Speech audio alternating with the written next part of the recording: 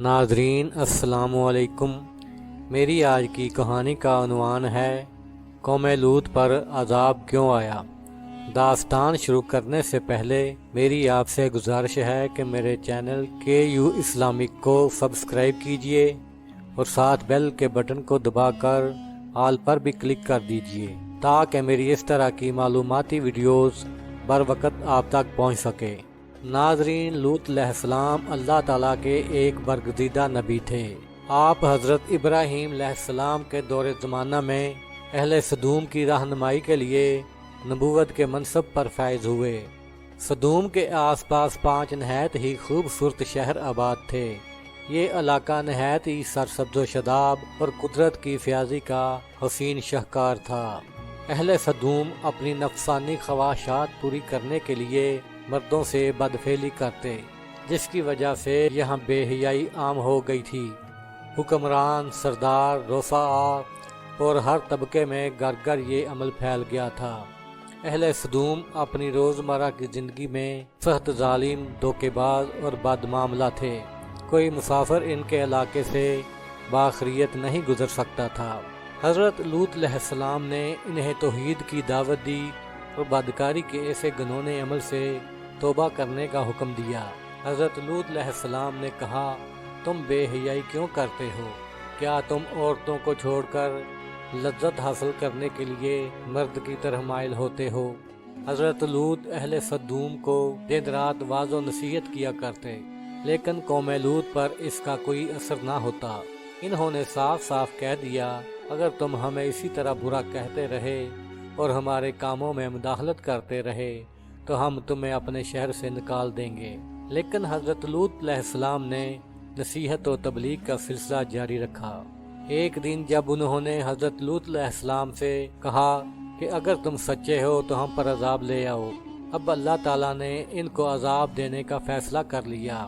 اللہ تعالیٰ نے اپنے خاص فرشتوں کو ان کی طرف روانہ کر دیا۔ یہ فرشتے حضرت لوط علیہ السلام کے گھر تشریف لے آئے۔ حضرت لوط علیہ السلام نے جب ان خوبصورت نوعمر لڑکوں کو دیکھا تو انہیں یہ خطرہ محسوس ہوا کہ اگر ان کی قوم کے لوگوں نے انہیں دیکھ لیا تو نہ جانے وہ ان کے ساتھ کیا سلوک کریں گے۔ حضرت لوط علیہ السلام کی بیوی جو کہ منافقہ تھی، جا کر اہل سدوم کو یہ خبر دے دی کہ لوط کے گھر بہت خوبصورت نوجوان لڑکے مہمان ٹھہرے ہوئے ہیں۔ یہ سن کر بستی والے دوڑتے ہوئے حضرت لوط علیہ السلام کے گھر پہنچے۔ حضرت لوط علیہ السلام نے گھر کے دروازے بند کر دیے۔ ان بدکار لوگوں نے آپ کے گھر کا گروہ کر لیا۔ حضرت لوط علیہ السلام اپنے مہمانوں کی عزت کے خیال سے بہت زیادہ گھبرائے ہوئے تھے۔ فرشتے یہ سب منظر دیکھ رہے تھے۔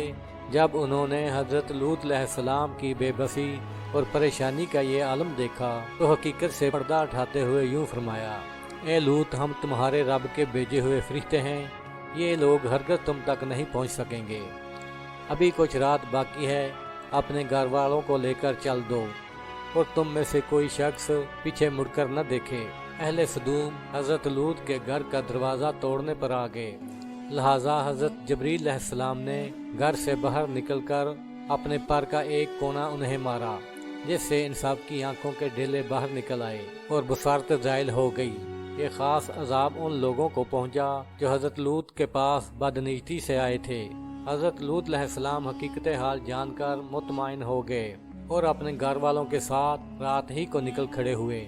اس وقت ان کی بیوی بھی ان کے ساتھ تھی، لیکن کچھ دور جا کر وہ واپس اپنی قوم کی طرف پلٹ گئی اور قوم کے ساتھ جہنم رسید ہو گئی۔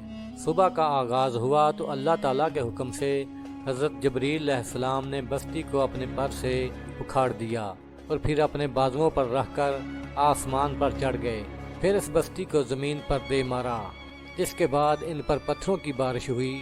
جب یہ پتھر ان کو لگتے تو سر پاش پاش ہو جاتے۔